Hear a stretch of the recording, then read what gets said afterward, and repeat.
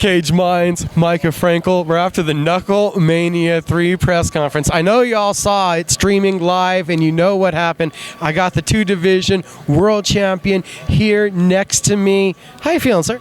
I feel great, man. I'm ready for this fight. I've been training my ass off in Munabo, Puerto Rico for this fight. I got to cut a lot of weight for this fight, so I'm always hungry. I'm always angry, and it makes no sense to me. This fight makes no sense to me. For Mike Richman to call me out is idiotic. And I mean, I'm gonna do my job. I'm gonna do what I've been doing for all these years. For him to walk up to me and tell me I'll slap you. Slap who? The double world champ? Most wins in BKFC, most knockouts in BKFC history, you gonna slap me? Why alter the camp, leave home, go to Puerto Rico? Let's look at that real quick, because you and Mike can handle all the foolishness, obviously, that wildness. You guys can handle that. Why'd you alter camp, though, a bit? It's yin and yang. In order to be the predator that I am, in order to be as vicious as I am, I need the yin and yang of peace. And Munabo, Puerto Rico is my peace. There's no drama. There's no crying babies. There's no distractions, no women, no world for me to worry about. All I do 24/7 when I'm in Munabo, Puerto Rico is train. I run up the mountains. I drink the coconuts from the tree. I eat the star fruits. I eat the mangoes. I swim every day. In order to be the best in the world, you have to focus.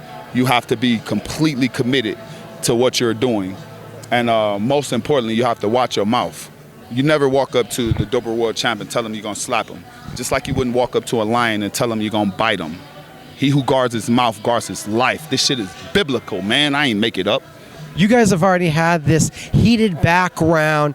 Does this take it to another level? Does this take away any of the respect that you had for him as a competitor coming into the fight? His actions here today? No. He took the fight. It speaks to his ability to recognize danger, to acknowledge me as for who I am. Courage is one thing. Foolishness is something totally different. There's a difference between being courageous and being stupid. For Mike Richman to take this fight means that he's not as a great thinker. Skill for skill, though, do you feel he is the best fighter of the guys that you fought here in the BKFC, or is he not at that level? He's the worst. Mike Richman couldn't have beat any of the opponents that I've beat. He's not in my weight class. He hasn't fought any true competition.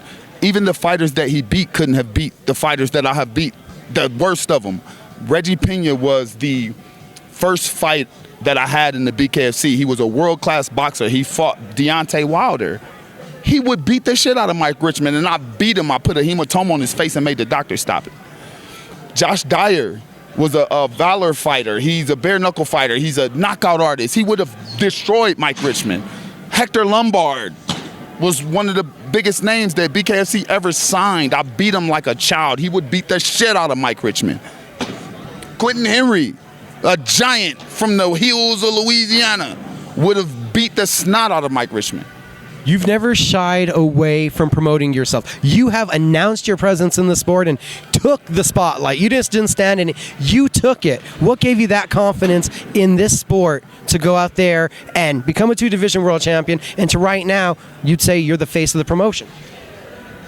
Because I can fucking fight. 9,000 people can pack this arena. Biggest event in BKFC history. Knucklemania 3. You're the headliner. What does that mean to you? It's just another fight, y'all. It's just another fight. I've been fighting all my life. This is actually the easiest thing for me. It's harder to do dishes than it is to beat up Mike Richman.